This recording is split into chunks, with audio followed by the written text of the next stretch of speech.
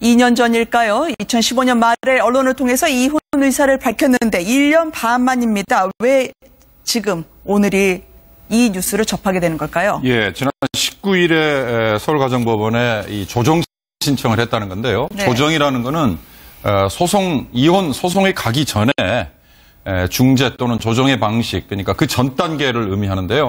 만약에 이 조정이 받아들여지지 않으면 이제 소송으로 가는 겁니다. 소송으로 가야 흔히 말하는 재산 분할 이런 단계까지 또 논의가 이어지는 거고요. 네. 최태원 SK 회장과 노소영 관장은 사실 여러 차례 세인의 관심을 끌 수 있는 사건이 많았죠. 네. 불과 몇 달 되지 않았습니다만 박근혜 전 대통령의 재판에서 최태원 회장이 증인으로 나갔을 때 네. 검찰 측에서 노소영 관장이 최태원 전 회장의 사면이 되지 않도록 해야 되는 이유를 담은 편지를 MB정부 때 당시 실세에게 비서실장이었을 겁니다. 절절히 내용을 적었다. 이래서 네. 또 주목을 끌었고요.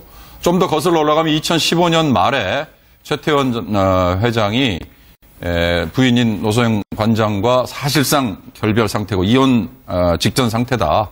내가 지금 다른 혼외자 여인이 있다. 이런 또 고백을 하지 않았습니까? 네. 그런데 당시에 노소영 관장은 난 가정을 지키고 싶다라는 얘기를 또 굳게 강하게 했거든요. 네. 그러나 아마 그 사이에 감정의 골이 더 깊어진 것 같고 이제 급기야 이제 법정의 이 조정과 또 조정이 만약에 결렬이 되면 이혼 소송까지 가야 될 테니까 앞으로 당분간은 더 관심을 끌 것 같아요. 아마 SK그룹 측에서는 경영에 지장을 줄 사안이 아니라고 하면서도 촉각을 고두세는 모양새입니다. 조정 신청은 이혼해서 연착륙이라 부를 정도로 재판을 통하지 않고 바로 조정을 신청했는데요. 만약에 지금까지 이혼을 원하지 않는다는 입장이 아내 노소영 관장의 입장 아니겠습니까? 그렇습니다. 조정에서도 받아들이지 않으면 어떻게 되는 겁니까? 그러면 이혼 소송으로 이제 되는데 문제는 네. 이제 이혼 소송을 어느 쪽에서 했냐는 게 이제 중요한 어떤 상황이죠. 네. 우리나라 법원에서는 유책 아닙니까? 지금 이혼의 책임이 어느 쪽이냐. 네. 사실 최태원 회장은 이혼 소송이 이번 처음은 아닙니다. 지난 2015년인가요? 이혼 소송을 준비를 했었고 네. 그 당시에는 어떻게 주장을 했냐면 이 모든 것이 사실 나의 책임이 아니고 노소영 씨 책임이다. 이렇게 이야기하면서 사실은 이제 소송을 준비를 했었거든요. 근데 이번에는 사실 혼외자 문제라든지 이런 것들이 많이 이렇게 밝혀졌기 때문에 유책, 그러니까 책임이 최태원 회장에게 있다고 한다면 사실 소송으로 갔을 때 이혼 소송에서는 불리할 수밖에 없지 않겠느냐라는 게 이제 다수 법조계의 생각입니다.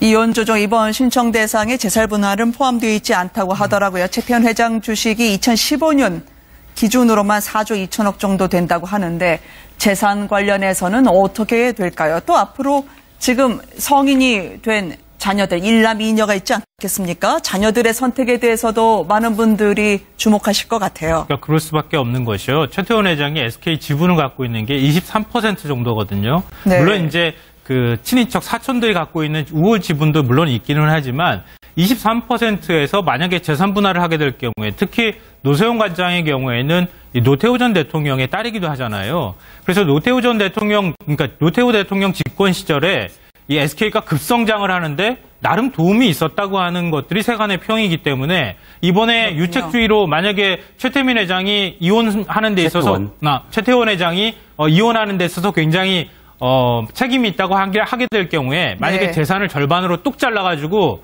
노소영 관장한테 줘라 이렇게 만약에 판결이 나게 될 경우에는 한 23%의 절반을 뚝 떼가지고 줘야 되는 상황이거든요. 이러면 기업을 경영권을 방어하기가 굉장히 좀 쉽지 않은 상황으로도 갈 수 있습니다. 네. 바로 그것 때문에 이혼하기가 어려운 것 아니냐 이런 평가가 나왔고요. 또 1남 2녀 자녀를 두고 있는데 자녀들 중에 누군가 한 명은 또 SK그룹을 이어받아야 되는 그런 상황이 됐거든요.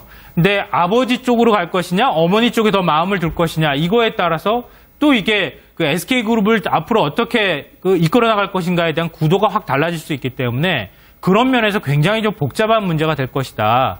그러니까 이혼 소송에 들어간다 하더라도 이게 금방 끝날 사안은 또 아닐 것 같습니다. 네. 이제 급기야 이제 법정의 이 조정과 또 조정이 만약에 결렬이 되면 이혼 소송까지 가야 될 테니까 앞으로 당분간은 더 관심을 끌 것 같아요. 아마 SK그룹 측에서는 경영에 지장을 줄 사안이 아니라고 하면서도 촉각을 곤두세는 모양새입니다.